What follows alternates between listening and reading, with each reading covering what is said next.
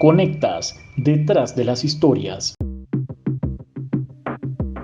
Bienvenidos una vez más a esta sección de podcast en los que les contamos los elementos más importantes de las historias que transforman las Américas. Les saluda Gerald Lucero y hoy vamos a hablar con Víctor Amaya, periodista del medio Tal Cual de Venezuela y autor del reportaje Desaparecer en el mar, una búsqueda sin brújula, un trabajo en el que se muestra el drama de la migración y la trata de personas a través de una ruta establecida entre Venezuela y Trinidad y Tobago. Hace un año desaparecieron dos embarcaciones venezolanas rumbo a Trinidad y Tobago con más de 60 personas. Solo 9 sobrevivieron. Las familias de los desaparecidos siguen buscando la verdad.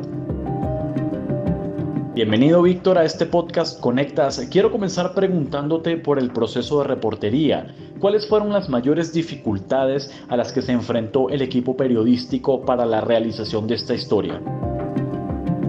El principal reto en Venezuela para toda investigación periodística es justamente la dificultad que plantea el Estado en torno a su participación. Recordemos que en Venezuela el gobierno considera que la prensa ciertamente es un actor incómodo, donde todo lo que se publica que habla de alguna manera de problemas que tiene el país termina siendo entendido por el gobierno como un ataque a el propio país y a su gestión, ¿no? Entonces, primera dificultad, enfrentarse a unas instituciones que no aportan, a donde no hay información oficial, donde el acceso a la data pública que no es pública está constreñida y donde ni siquiera hay respuesta de los diferentes actores estatales a la hora de completar esta investigación. Pero también las dificultades de movilización, tanto para Güiria, que es una zona alejada, apartada del extremo oriente del país, inhóspita, incluso llegar allá es muy complicado en un país con problemas de movilidad serios por falta de combustible y por falta también de conexiones aéreas internas y el estado de las vías también para llegar a las zonas más rurales del país. También las dificultades para alcanzar el lado trinitario, ¿no? El principio de la investigación se planteó para poder viajar hasta Trinidad, cosa que finalmente no pudo hacerse por una cantidad de condiciones económicas y además eso se combina con las dificultades tecnológicas para mantener el contacto muchas veces incluso con las personas que estaban sirviendo de fuentes en Güiria,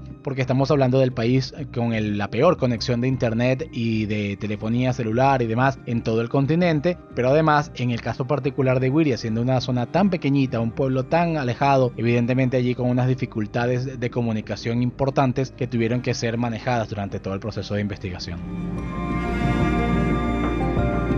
Lograr un proceso colaborativo periodístico a partir de historias transnacionales es uno de los objetivos de nuestra comunidad Conectas. En el caso de este trabajo, ¿cómo se generaron lazos colaborativos gracias a un hecho que tuvo lugar entre Venezuela y Trinidad y Tobago? La historia la empezamos a plantear en Caracas haciéndole seguimiento a estas dos embarcaciones que zozobraron el año pasado, 2019, y empezamos a averiguar un poco más,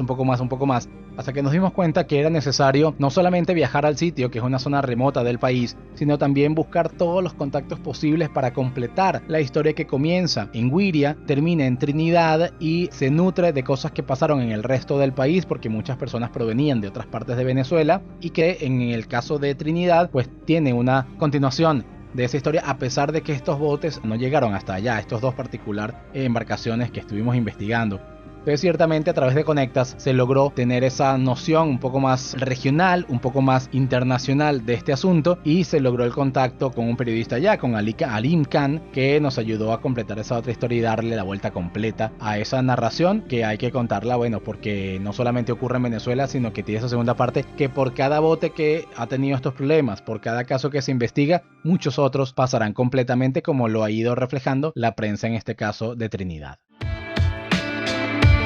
La publicación de esta historia marca un año de la desaparición de ambos barcos y el dolor de la familia por sus seres queridos sigue intacto. ¿Cuál es el aspecto más duro de hacer entrevistas a familias de personas que nunca volvieron a aparecer? ¿Cuál es la enseñanza que les queda para el tratamiento periodístico de este tipo de testimonios? Lo más duro justamente es enfrentarse a la expectativa de estas personas, al deseo que no vence de que sus familiares aparezcan. La mayoría de ellos está convencido de que su familiar están vivos y que están de alguna manera atrapados, secuestrados, captados por intereses de algunos poderes fácticos, ¿no? Entonces enfrentarse con esa expectativa, bueno, es duro, es fuerte y además llega un momento en que te involucras con su lucha, entiendes la lucha por lo que están pasando, especialmente cuando ves que acuden a los organismos del Estado y el Estado, que debería protegerlos, atenderlos y acompañarlos, les da la espalda o los ignora, o como ellos denuncian en muchos casos, incluso atentan contra las investigaciones o las pesquisas que ellos han ido adelantando como individualidades, ¿no? Entonces, bueno, enfrentarse a eso es bastante duro, y entender también la presión que ponen sobre el trabajo estas personas que desean que la investigación se haga, que desean que la investigación escudriñe a fondo, porque creen incluso y desean también, tienen la expectativa de que la propia investigación ayudará a que aparezca su familiar. Entonces hay que prepararse también emocionalmente para hacer el trabajo. 9 personas sobrevivieron a la tragedia de estas embarcaciones y en la historia prefirieron guardar silencio. Luego de haber investigado por meses este caso, ¿a qué crees que se deba este silencio? ¿Crees que hay otros motivos aparte de los mencionados en la investigación? Creemos, visto lo visto, que el problema del silencio de los sobrevivientes, de los pocos que hay y de los pocos que no están involucrados o señalados directamente de haber sido actores activos de una red de trata, sino aquellos que pueden literalmente calificarse como víctimas, tiene que ver con que la historia probablemente no deja de perseguirte. Tan solo hace días antes de que se publicara la historia, tenemos la información, una de los diputados que ha venido siguiendo el caso lo ha denunciado, de que una de las muchachas que digamos que se había salvado en 2019 de caer en las manos de redes de trata, finalmente en 2020 fue buscada en su casa y llevada a la fuerza a Trinidad a trabajar, y tenía ya unas pocas semanas antes de que se publicase el trabajo. Entonces, digamos que pareciera que es una historia y un miedo que no vence, es una realidad que te puede alcanzar tarde o temprano, y se opta por supuesto por pensar que el silencio te protege, de alguna manera te sirve de escudo, de que no pises donde no debes pisar y donde no pongas la luz donde algunos no quieren que haya posibilidad de ver lo que se está escondiendo. ¿De qué manera crees que las relaciones diplomáticas y políticas entre Trinidad y Tobago con Venezuela influyeron en el curso de esta dramática historia e influyen en la realidad de trata de mujeres venezolanas y trata de personas en general? Bueno, creemos que han sido fundamentales porque Trinidad y Tobago, el gobierno de Trinidad y Tobago es uno de los pocos de la región que todavía reconocen a Nicolás Maduro como legítimo gobernante en Venezuela, que desde el año 2019 es una consideración que ha perdido en buena parte de la región, que no lo reconocen allí, pero tampoco lo hace más de 50 países, ¿no? Entonces, evidentemente que Nicolás Maduro, el gobierno de Nicolás Maduro tenga un aliado, entre comillas, en Trinidad y Tobago, pues le sirve y se aferran a cada una de estas manifestaciones. Pero además, entre Venezuela y Trinidad y Tobago hay mucho convenio energético, hay mucho convenio de dinero involucrado, y digamos que son unas relaciones que buscan ser tratadas o mantenidas con el mejor guante posible. Y en este sentido, pues una historia como esta de meterse en cuestiones de trata, donde probablemente o seguramente, como se ha denunciado, hay involucramiento de autoridades en ambos lados de la frontera y de la costa, pues puede justamente mover algunas piedras que ninguno de los dos gobiernos en este momento les interesa mover.